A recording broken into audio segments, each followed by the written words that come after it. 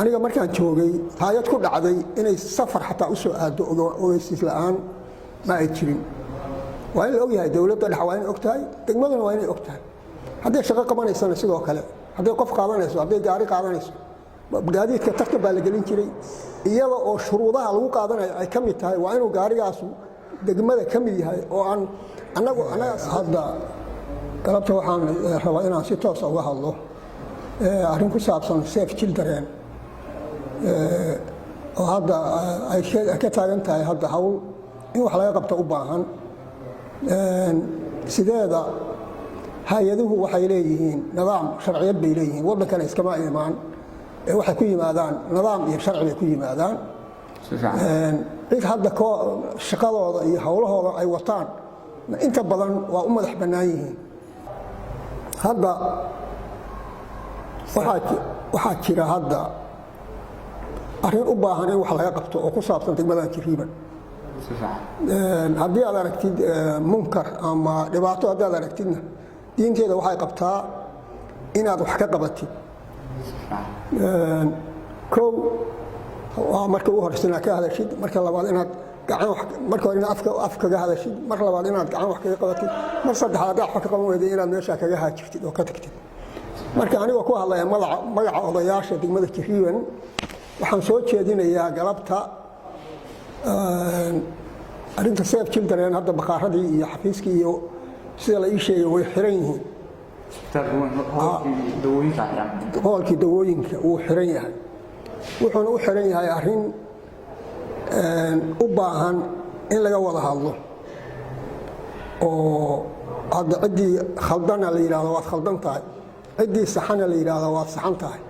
isla markaas shaqadii ay ku fusho waayo hadda waddankii abaari ka jirto haddii haddana khilaaf isku dhac yimaado waa halaag weeye mana doonayno annagu hadda in dhibaato loo geysto marka koowaad horta way ku maasan tahay Save Children degmadan wax badan bay ka qabatay isbitaalkeeda ayay in badan ka soo shaqaysay way ku maasan tahay waxqabadkeedii laakiin hadda markan waxbaa khaldan marka waxaan leenahay hay'addu wixii gaadidu ay qaadanayso waa inay u tixgeliso degmada iyadoo waxba la kala ahayn si looga badbaado khilaaf iyo isku dhac marka sidaas baan maaragtay hay'adda kula talinayaa Save gudoomiye waxaan noo sheegay oo maamulka degmadu noo sheegay Save hadda musaaqadan ka taagan isbitaalka oo hoolkii dawooyinka uu xiran yahay in maamulka degmadu horta tiimka marka la soo direeyay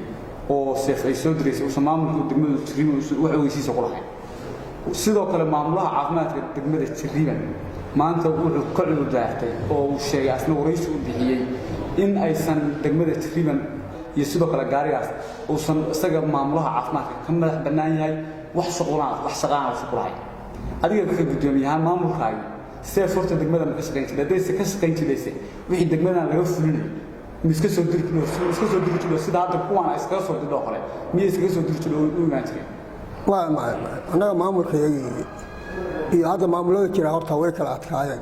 si fiican waxaana moodaa wax walba inay dib ka soo xumaanayaan si fiican aniga markaan joogay hay'ad ku dhacday inay safar xataa u soo aado ogeysiis la'aan ma ay jirin waa in la ogyahay dawladda dhexe waa inay ogtahay degmaduna waa inay ogtahay hadday shaqo qabanaysana sidoo kale hadday qof qaadanayso hadday gaari qaadanayso gaadiidka tartan baa la gelin jiray iyada oo shuruudaha lagu qaadanayo ay ka mid tahay waa inuu gaarigaasu degmada ka mid yahay oo aan annagaa saxiixi jiray gaariga la qaadanayo waa ma yahay degmada ma ka tirsan yahay degmada Jiriban example ma ka tirsan yahay baa shuruudaha lagu qaadanayo gaadiidka ka mid ahay markaasna meeyarka ayaa caddayn jiray oo saxiixi jiray inuu gaarigaasu ka mid yahay degmada marka ma ay dhici jirin waxyaalo badan oo hadda jira waagaas ma ay jirin oo xaaladdu iska adkayd dawladnimadu waxa moodaa inay dib ka soo dabdabacday ifan haddii ay dhacdo ogeysiis la'aan maamulku wuxuusan ogeyn in degmadan ay yimaadaan oo mas'uuliyad darro dhacdo waxyeelo dhacdo sida hadda tiimkan hadda Save soo dido kale haddii dadkaas la waxyeeleeyo ama ay